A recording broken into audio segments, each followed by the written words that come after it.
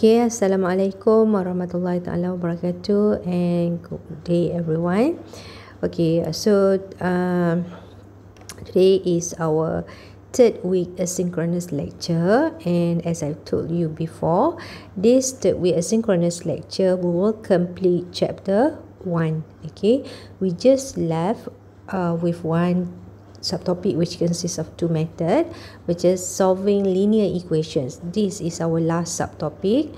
There are two methods we are going to discuss on how to solve the linear equation. The first method is using the inverse method, and the second method is what is it's known as Cramer's rule method. Alright, so the learning outcome for today, after you have viewed these videos, okay, there will be maybe 2 or 3 series of videos for today's asynchronous lecture. You are able to solve linear equations using matrices. Okay, so what is solving linear equations ni? Okay, kalau you tengok kat sini, examples of systems of linear equations here. Okay, ataupun maybe most of you have learned this dalam you punya subject mathematics masa SPM dulu, what we call as persamaan linear, and we are to look for the variables, okay, to find the solution for the variable dalam persamaan linear tersebut. Okay, ataupun kalau you tengok ni, there are 3 equations. We used to call it, kalau dalam bahasa Melayu, persamaan serentak. Okay, there are 3 variables in each equation.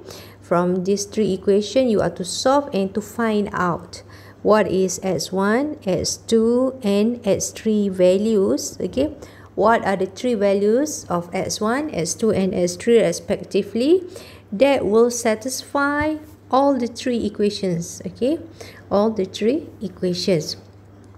Kalau sebelum ni you akan buat persamaan serentak, okay, saya rasa masa modern maths dulu you pernah kita ada belajar benda ni macam ni. Okay, to solve it using the persamaan serentak, macam x1 is equals to 6 minus x2 minus x3, lepas tu x1 ni you masukkan x2, 6 minus x2 x3 ni di dalam x1 ni, dan x1 yang ni pun you ganti dengan benda ni. So you left from 3 variable, you reduce to 2 variables, dan daripada situ you ganti pula x2 tu sama dengan berapa dalam x3, and then finally you will get the answer for x3. Bila dapat x3, kita akan dapat solve for x2, daripada x2 kita akan dapat solve for x1. Tak tahulah you all ingat ke tak, benda ni you all pernah belajar dulu. But for today, I'm not going to discuss that method again, but I'm going to show and discuss with you another alternative method on how to get x1, x2 and x3 tanpa menggunakan persamaan serentak yang saya cakap tadi. Okay, where this time we are going to use matrices. Okay, we are going to use matrices. Okay, so in order to solve for S1, S2 and S3, for example, for this example, using inverse method ni, ataupun using matrices punya approach, first thing is you are to transform. Okay, you perlu transformkan equations ni into matrix operation ataupun in a matrix form. Okay, so jadikan dia dalam bentuk matrix A times with matrix X equals to B. Okay, matrix A times with matrix X equals to B daripada equation ni. Okay, daripada equation ni for example lah. Okay, so we have here, okay, saya terus pergi kepada example ni, matrix ni. So kita perlukan matrix A, okay, matrix X and matrix B. Okay, so this is A, this is X, this is B. Kita pergi yang paling senang dulu, which is B. B ni, whatever constant value on your right hand side, you will be your entry for matrix B. So kalaulah equation dia adalah 3 equations, equation pertama, equation kedua, equation ketiga, then meaning you are going to have 3 times 1 matrix. 3 row 1 column for matrix B. So first row is 6, second row is 9, third row is 0. That's it. Okay, faham tak? Okay, hopefully everyone can understand now how to get matrix B.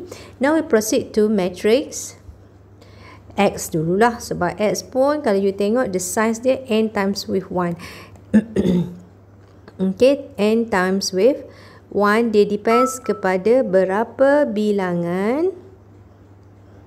Okay, untuk matrix X ni dia depends kepada berapa bilangan variable yang kita ada dalam equation ni. Okay, how many variables do we have in this 3 equations? So kalau you tengok kita ada berapa? Kita ada S1 for this example kan. Kita ada S1, we do have S2, we do have S3, kita ada S4 tak dalam, maybe dalam first equation tak ada S4, tapi dalam equation 2 ada S4, then we have to include S4. Tapi yang saya nampak sekarang equation 1, equation 2, equation 3 semuanya only ada variable yang sama, which are S1, S2 and S3. So in this case maknanya bilangan variable tu will decide how many rows should we have for matrix X. Kolom juga sama dengan 1. So for this case, since kita ada 3 variables sahaja, S1, S2 and S3, so we arrange it in order. S1 on the top, S2 lower, S3 nombor 3. So meaning we have 3 times 1 matrix as well. Tapi tak semestinya ya, bilangan row matrix B tak semestinya sama dengan bilangan row matrix X, sebab matrix X ni depends on how many variable kita ada. How many variable. And for this example, coincidentally we have 3, which is sama dengan number of equations that we have here. Equation 1, equation 2, equation 3. So that's why yang ni jadi 3 darab 1 untuk matrix X sebab bilangan variable ni. And matrix B juga dapat 3 darab 1 sebab bilangan equation yang kita ada ni 3. Okay, clear? For matrix X now everyone. Okay, untuk matrix A pula. Untuk matrix A ni very simple sebenarnya, tapi you have to be very careful. Okay, the size of matrix A depends on number of rows of your matrix. Okay, ada berapa number of equations that you have that you want to solve. So macam ni kita ada 3 equations. And darab dengan number of column ni depends on how many variables that you are looking for. Okay, for this example kita ada S1, S2 and S3. So that's why matrix dia adalah 3 darab 3. 3 darab 3. Okay. Okay, now untuk determine the entry for matrix A, kita kena susun ya. Kalau kat sini kita letak 6 dekat matrix B kita 6. So we are looking for the first equation yang ni. Kita refer this one as your first equation. Dia kena sama baris. Okay. So what will be the first row is the constant that you have for all the 3 variables. Dan you kena susun in order. Kalau macam ni kan, matrix SU yang atas sekali you letak S1. So maknanya the first row, first column will be the constant or perkali untuk S1. So yang ni ada tak? Perkali dia is just X1 sahaja. So what does it mean? Apa perkali dia kat depan dia ni? Bukan kosong ya. Jangan confuse. Kalau kosong, maknanya kosong darab S1 will be 0. No, this is 1. Okay, that's why dia keluar S1 je. Because S1 darab dengan S1 dapat S1. And then the second entry for the first row will be benda yang you darabkan dengan S2. So again here, you nampak tak ada apa depan S2 is actually 1. Okay, and X3 pula kat depan dia pun tak ada apa, so maknanya dia pun 1. Okay, kalau you tak percaya kan, cuba you darab balik. 1 darab X1 tambah X2, 1 darab X2 tambah 1 darab X3, right? So meaning that you get X1 plus X2 plus X3 sama dengan 6. So it's the same as this equation. Okay, and then we'll proceed to second equation. Where as you can see dekat matrix B pun second entry for the second row is 9. So we're referring to this second equation. So the constant for X1 in the second equation is 3. And then For x2 is -2 and for x3 is 4. So dari situ kita akan dapat 3x1 minus 2x2 plus 4x3 is equals to 9. Okay. And then in the third equation, okay, where on your right hand side is 0, nampak kosong, so dia sama. So kita cari perkali or coefficient for each of the entry or for each of the variable dalam equation yang ketiga ni. So kita nampak 1, -1, -1. Cuba darab balik. So 1 darab x1 is x1. Minus 1 times x2 you get minus x2. Minus 1 times x3 you get minus x3. So you will get back the equation here. Okay, so nampak tak? Kalau you cuba untuk selesaikan this matrix operation A times with X equals to B, you akan dapat balik persamaan linear that we have in the question here. Okay? Okay, so tadi kita dah tukar from equation, okay, from the linear equations into matrix operation, right? Okay, so now I'm going to discuss on macam mana kita nak cari the solutions for x1, x2, apa-apalah all the variables that we're looking into dalam solving the linear equations tu. Alright, so macam dalam tadi, we have convert the equations into a matrix operation which is A times with X equals to B kan, where A ni adalah perkali kepada all the variables, okay, dalam matrix tu. Ingat tak yang 3 times 3 matrix tu, okay, all the numbers are here in matrix A. X ni consists of all the variables kan. We have S1, S2, S3 tu equals to B. B ni again the real number which is the solution on your right hand side tu kan. Jadi makna kata kita nak cari value for x1, x2 up to whatever x lah. Macam for the example that I've just shown to you, up to x3 berada di dalam matrix X. Betul? Berada dalam matrix X. So meaning to say we are actually looking for the values for matrix X. So maknanya at the end kita nak hasil kita adalah S1, S2 equals S3 equals to 1 matrix here. This is 1 times 3 matrix, 3 times 1 matrix.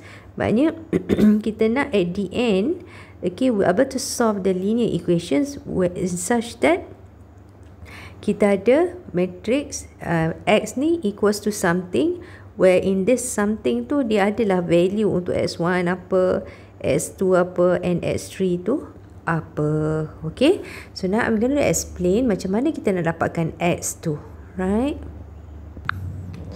Okay, so daripada matrix operation A times with X equals to B ni, alright, what we do, we introduce the inverse of A.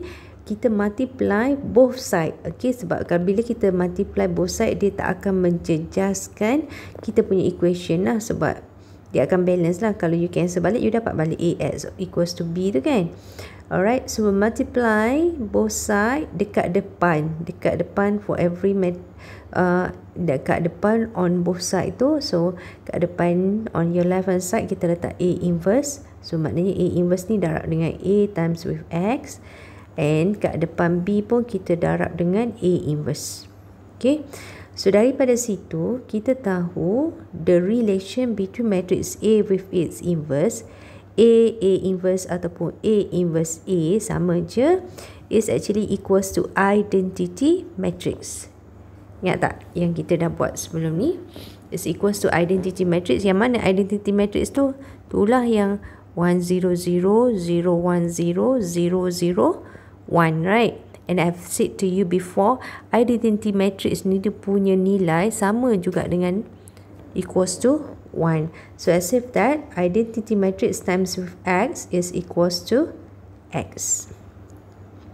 Okay, And then on your right hand side, A inverse yang sama dengan yang kita letak dengan A inverse on your left hand side tu, we multiply with B. This one will result matrix size sama dengan your matrix X here, which is kalau yang ni M times with 1. Yang ni pun M times with 1. Kalau tadi case kita, sebab kita ada 3 je variable, S1, S2 and S3. So yang ni kita akan jadi 3 darab 1. Where this one also 3 darab 1.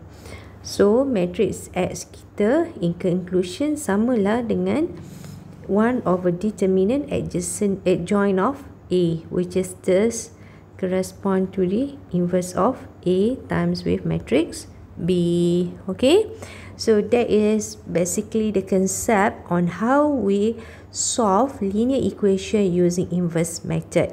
In the next video, we will discuss thoroughly on example 9. Okay.